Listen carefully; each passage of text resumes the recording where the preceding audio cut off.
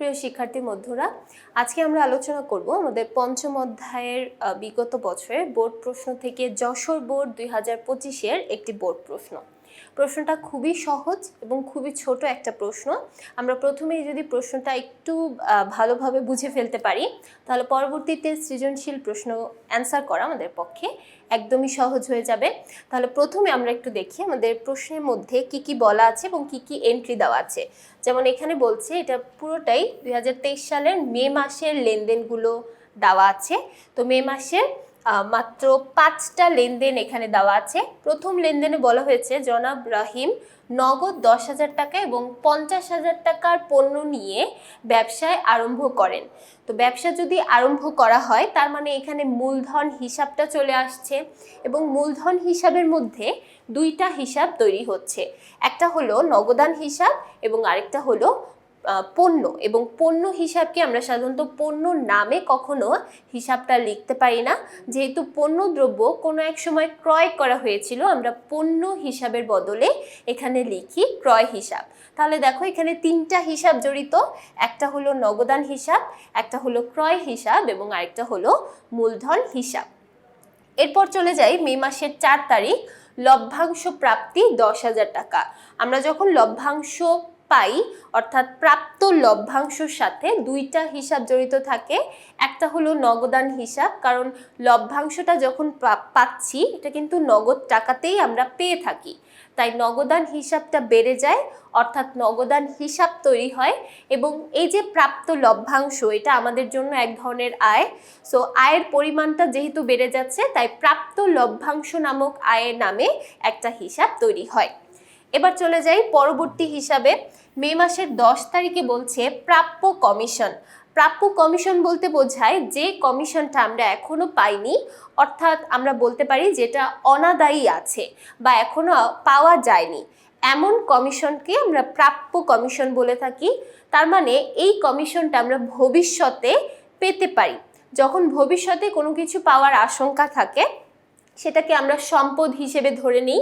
তাহলে এখানে প্রাপ্য কমিশনের সাথে দুইটা হিসাব জড়িত, একটা হলো প্রাপ্য কমিশন যেটাকে আমরা সম্পদ হিসেবে ধরে নিই এবং আরেকটা হলো প্রাপ্ত কমিশন, অর্থাৎ যে কমিশনটা আমাদের আয় হয়ে গেছে কিন্তু টাকাটা আমরা এখনো পাইনি। তাহলে দুইটা হিসাব, একটা হলো প্রাপ্য হিসাব এবং আরেকটা হচ্ছে প্রাপ্ত কমিশন হিসাব। এরপর চলে যাচ্ছি 16 তারিখের লেনদেন, মণিহারি দ্রব্য ক্রয়। যখন আমরা মণিহারি ক্রয় করি, মণিহারি আমাদের ব্যবসা প্রতিষ্ঠানের জন্য এক ধরনের ব্যয়।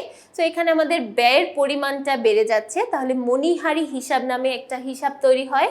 এবং যেহেতু নগদ টাকা দিয়েই আমরা আমাদের এই মণিহারি ক্রয়টা করেছি, তাই নগদান হিসাব নামে আরও একটা হিসাব তৈরি হবে। এরপর দেখতে পাচ্ছি সবার শেষের হিসাবটা বলা হয়েছে বীমা প্রিমিয়াম প্রদান। সেমভাবে মণিহারির মতোই বীমা প্রিমিয়ামও কিন্তু আমাদের জন্য এক ধরনের ব্যয়। তাহলে বীমা প্রিমিয়াম নামে একটা হিসাব তৈরি হয় এবং পরবর্তী হিসাবটা তৈরি হবে নগদান হিসাব, কারণ নগদ টাকা দিয়েই আমরা আমাদের বীমা প্রিমিয়ামটা পরিশোধ করে থাকি। তাহলে দেখো এই ছিল আমাদের উদ্দীপকের কিছু এন্ট্রি। এবার আমরা চলে যাই আমাদের আসল সৃজনশীল প্রশ্নে। ক নম্বর প্রশ্নে বলা হয়েছে জনাব রাহিম আলীর ব্যবসায়ের মোট ব্যয়ের পরিমাণ নির্ণয় করো। আমরা এখানে অলরেডি অনেকগুলো ব্যয় দেখেছি। যেমন দেখো প্রথমেই 50,000 টাকার পণ্য নিয়ে আমরা ব্যবসা যখন শুরু করেছিলাম, এখানে ক্রয় নামে একটা হিসাব তৈরি হয়েছিল, অর্থাৎ ক্রয় করা হয়েছিল এই পণ্যটা এখনো আমাদের ব্যবসা প্রতিষ্ঠানে রয়ে গেছে, বা এত টাকার ব্যবসা নিয়ে যেহেতু আমরা আমাদের ব্যবসা প্রতিষ্ঠান শুরু করেছি, সো এটা আমাদের জন্য এক ধরনের ব্যয়। তাহলে 50,000 টাকা এটা আমাদের জন্য এক ধরনের ব্যয়। তারপর আমরা দেখতে পাচ্ছি মণিহারি দ্রব্য, এটাও এক ধরনের ব্যয়, আবার বীমা প্রিমিয়াম এটাও এক ধরনের ব্যয়। তাহলে এখানে তিনটা ব্যয় আমরা দেখতে পাচ্ছি। প্রথমে ক্রয় করা হয়েছিল যেটা মূলধনের অংশ 50,000 টাকা, মণিহারি ক্রয় 1,000 টাকা এবং বীমা প্রিমিয়াম 7,000 টাকা। তাহলে এবার আসো আমরা একটু অ্যান্সারটা দেখি। আমরা প্রথমে মে মাসের 1 তারিখে মূলধন হিসেবে যে ক্রয় করা হয়েছিল বা মূলধন হিসেবে পণ্য নিয়ে যখন ব্যবসাটা শুরু করা হয়েছিল, এটা কিন্তু অবশ্যই আমাদের ব্যবসা প্রতিষ্ঠানের জন্য একটা ব্যয়। তাহলে এই ব্যয়টাকে আমরা নিয়ে আসলাম 50,000। তারপর দেখতে পাচ্ছি মে মাসের 16 তারিখ মণিহারি ক্রয় করেছি 1000 এবং বীমা প্রিমিয়াম প্রদান করেছি 7000। তাহলে টোটাল আমাদের ব্যয়ের পরিমাণ দাঁড়াচ্ছে 58,000 টাকা। এবার তাহলে চলে যাই খ নাম্বার প্রশ্নে।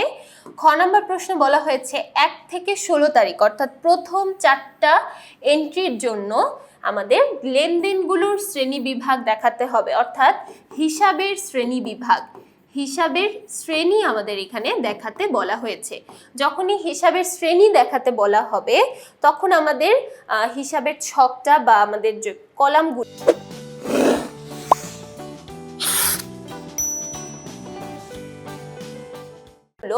তিনটা কলামে আমরা সম্পূর্ণ ছকটা দেখাবো। প্রথম কলামে থাকবে তারিখ, দ্বিতীয় কলামে থাকবে হিসাবের শিরোনাম অথবা সংশ্লিষ্ট হিসাব এবং তৃতীয় কলামে থাকবে হিসাবের শ্রেণী, অর্থাৎ কোন হিসাবটা কোন শ্রেণীর মধ্যে পড়বে সেটা আমরা তৃতীয় কলামে দেখাবো। তাহলে প্রথমে আমরা একদম 1 তারিখ থেকে শুরু করি। 1 তারিখে বলা হয়েছে জনাব রাহিম 10,000 টাকা এবং 50,000 টাকার পণ্য নিয়ে ব্যবসা আরম্ভ করে। তাহলে এখানে আমরা তিনটা হিসাব দেখেছিলাম, একটা হলো নগদান হিসাব, একটা হলো ক্রয় হিসাব এবং 3 নাম্বারটা হলো মূলধন হিসাব। তাহলে এই তিনটা হিসাব আমরা লিখব। প্রথমে নগদান হিসাব। নগদান যেহেতু এটা আমাদের প্রত্যেক দিনের ক্ষেত্রে ব্যবহৃত হয় ব্যবসা প্রতিষ্ঠানে, তাই নগদান হিসাবকে আমরা বলতে পারি সম্পদ। ক্রয় হিসাব এটাকে আমরা বলতে পারি ব্যয় এবং মূলধন যেহেতু আমাদের মালিকানা সত্ত্বের একটা অংশ, তাই মূলধন হিসাবকে আমরা বলতে পারি মালিকানা সত্ত্ব। এবার চলে যাই 4 তারিখের লেনদেন। 4 তারিখের লেনদেনে বলা হয়েছে লভ্যাংশ প্রাপ্তি। লভ্যাংশ প্রাপ্তি হলে দুইটা হিসাব প্রভাব পড়ে, একটা হলো নগদান হিসাব এবং আরেকটা হচ্ছে প্রাপ্ত লভ্যাংশ হিসাব। তাহলে দেখো প্রথমটা হলো নগদান হিসাব। নগদান হিসাব সবসময়ই সম্পদ, এটা প্রায় প্রত্যেকটা লেনদেনের মধ্যে দেখবে নগদান হিসাব থাকে, তো প্রত্যেকটার ক্ষেত্রে এটা সম্পদ নামক হিসাবের শ্রেণীতে পড়বে। এবং প্রাপ্ত লভ্যাংশ, যেহেতু লভ্যাংশ থেকে আমরা টাকা পাচ্ছি বা অর্থ পাচ্ছি, তাই অবশ্যই এটা হয়ে যাবে আয়। এরপর চলে যাচ্ছি আমরা পরবর্তী হিসাবে 10 তারিখের লেনদেন প্রাপ্য কমিশন। প্রাপ্য কমিশন বলতে এক ধরনের সম্পদকে বোঝায় যেখান থেকে আমরা ভবিষ্যতে টাকা পেতে পারি। তাহলে এখানে দুইটা হিসাব জড়িত, একটা হলো প্রাপ্য হিসাব এবং আরেকটা হলো কমিশন আয় হিসাব বা কমিশন হিসাব। এখানে কমিশন হিসাবটাকে আয় ধরা হচ্ছে কারণ প্রাপ্য হিসাব বলা হয়েছে বা প্রাপ্য কমিশন বলা হয়েছে। যেখান থেকে আমরা ভবিষ্যতে টাকা পাওয়ার সম্ভাবনা থাকে বা ভবিষ্যতে টাকা পেয়ে থাকি, সেটাই মূলত আমরা প্রাপ্য নাম দিয়ে লিখে থাকি। তাহলে প্রাপ্য কমিশন এটা আমাদের জন্য এক ধরনের সম্পদ। এবং কমিশন আয়, আমরা কমিশন থেকে আয় করেছি কিন্তু টাকাটা এখনো পাইনি, তাই কমিশন আয়কে আমরা আয় নামক হিসাবের শ্রেণীতে লিখতে পারি। এরপর চলে যাচ্ছি 16 তারিখের লেনদেন। 16 তারিখের লেনদেনে বলছে মণিহারি দ্রব্য ক্রয়। মণিহারি হিসাব একটা তৈরি হয় এবং আরেকটা হলো নগদান হিসাব। মণিহারি হিসাবকে আমরা সবসময় ব্যয় হিসাবের মধ্যে ধরি মণিহারি, তাহলে মণিহারি হিসাবকে আমরা বলতে পারি ব্যয়। এবং যেহেতু এখানেও নগদান হিসাব চলে আসছে, নগদান হিসাব অবশ্যই হয়ে যাবে সম্পদ। আচ্ছা, তাহলে এটা গেল আমাদের খ নাম্বার সৃজনশীল প্রশ্ন। এবার চলে আসি গ নাম্বার প্রশ্নে। গ নাম্বার প্রশ্নে বলা হয়েছে 4 থেকে 30 তারিখ অর্থাৎ নিচের এই 4টি লেনদেনের জন্য আমাদের কারণ সহ ডেবিট ক্রেডিট নির্ণয় করতে হবে। যখন কারণ সহ ডেবিট ক্রেডিট নির্ণয় করতে বলা হয় তখন আমাদের ছকটা হবে ঠিক এরকম, অর্থাৎ এখানে আমরা প্রথমে আনবো তারিখ, তারপর নিয়ে আসবো সংশ্লিষ্ট হিসাব অথবা হিসাবের শিরোনাম, তারপর নিয়ে আসবো ডেবিট অথবা ক্রেডিটের ঘর। যেহেতু ডেবিট ক্রেডিট বিশ্লেষণ করতে বলা হয়েছে তাই অবশ্যই ডেবিট ক্রেডিট ঘরটা থাকবে। এখানে আমাদের টাকার ঘরটা অবশ্যই লিখতে হবে, কারণ অনেক সময় দেখা যায় ডেবিট অনেক বেশি থাকে, 2-1টা বেশি ডেবিট থাকে অথবা ক্রেডিট বেশি থাকতে পারে, সেক্ষেত্রে টাকা কিন্তু দুইটার ক্ষেত্রে সেম হয় না, তাই অবশ্যই টাকার ঘরটা আমরা রাখবো।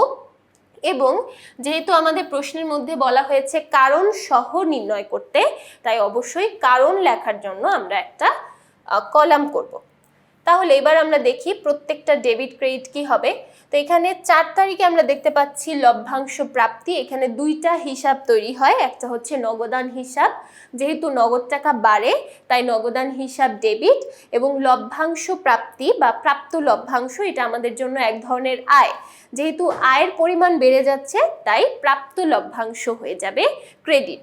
আমরা এখানে কারণ হিসেবে লিখতে পারি প্রথমত সম্পদ বৃদ্ধি, কারণ নগদ টাকা বৃদ্ধি পাচ্ছে তাই নগদান হিসাব ডেবিট, সম্পদ বৃদ্ধি পাচ্ছে, এবং প্রাপ্ত লভ্যাংশের ক্ষেত্রে হয়ে যায় কি আয় বৃদ্ধি পাচ্ছে, আয় যেহেতু বৃদ্ধি পায় তাই এটা হয়ে যায় ক্রেডিট। তারপর আমরা চলে যাই মে মাসের 10 তারিখের লেনদেন। মে মাসের 10 তারিখের লেনদেনে বলছে প্রাপ্য কমিশন 20,000 টাকা।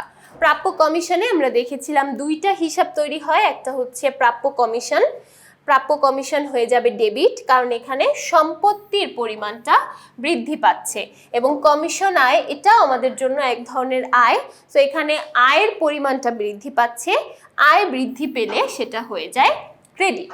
তাহলে এটা গেল মে মাসের 10, এবং আমরা এরপরে দেখতে পাচ্ছি মে মাসের 16 তারিখ। মে মাসের 16 তারিখে বলছে মণিহারি দ্রব্য ক্রয়। মণিহারি দ্রব্য ক্রয় করলে আমাদের দুইটা হিসাব তৈরি হয়, প্রথমটা হলো মণিহারি হিসাব ডেবিট। মণিহারি হিসাব ডেবিট হওয়ার কারণটা আমরা বলতে পারি ব্যয় বৃদ্ধি পেয়েছে, মণিহারি ক্রয় করলে ব্যয়ের পরিমাণটা বৃদ্ধি পায়, সো ব্যয় বৃদ্ধি পেয়ে এখানে হয়ে যাচ্ছে মণিহারি হিসাব ডেবিট, এবং নগদের পরিমাণটা কমে যায়, নগদ টাকা হ্রাস পায়, যেহেতু নগদ একটা সম্পদ তাই আমরা বলতে পারি সম্পত্তি হ্রাস। তাহলে মণিহারি ডেবিট এবং নগদান হিসাব ক্রেডিট। এবং পরেরটা কিন্তু প্রায় সেম, আমাদের পরের লেনদেনটা ছিল মে মাসের 30, বীমা প্রিমিয়াম প্রদান। আমরা যেমন মণিহারি ক্রয় করলে সেটা হয়ে যায় ডেবিট, সেমভাবে বীমা প্রিমিয়াম এটাও আমাদের জন্য এক ধরনের ব্যয়, এবং যেহেতু এখানে আমাদের ব্যয়টা বৃদ্ধি পাচ্ছে তাই বীমা প্রিমিয়াম এটা হয়ে যাবে ডেবিট, এবং নগদ টাকা দিয়ে যেহেতু আমাদের ক্রয় করতে হয় তাই নগদান হিসাব হয়ে যাবে ক্রেডিট। তাহলে কারণ হিসেবে আমরা লিখতে পারি বীমা প্রিমিয়াম এটা হচ্ছে আমাদের জন্য এক ধরনের ব্যয়, যেহেতু ব্যয় বৃদ্ধি পাচ্ছে তাই ডেবিট, এবং নগদান হিসাবে সম্পত্তি হ্রাস পেয়ে যাচ্ছে তাই এখানে হয়ে গেল ক্রেডিট। তাহলে এই সৃজনশীলের মধ্যে আমরা প্রথমে দেখলাম হিসাবের শ্রেণী, এবং তারপর দেখলাম কিভাবে আমরা ডেবিট ক্রেডিট নির্ণয় করতে পারি। খুবই সহজ একটা সৃজনশীল প্রশ্ন ছিল, আশা করছি পুরো সৃজনশীল প্রশ্নটাই সবাই খুব ভালোভাবে বুঝতে পেরেছো। পরবর্তী পর্বগুলো দেখার জন্য সবাইকে আমন্ত্রণ জানিয়ে আজকে এখানেই শেষ করছি। সবাই ভালো থাকবে, সুস্থ থাকবে, ধন্যবাদ।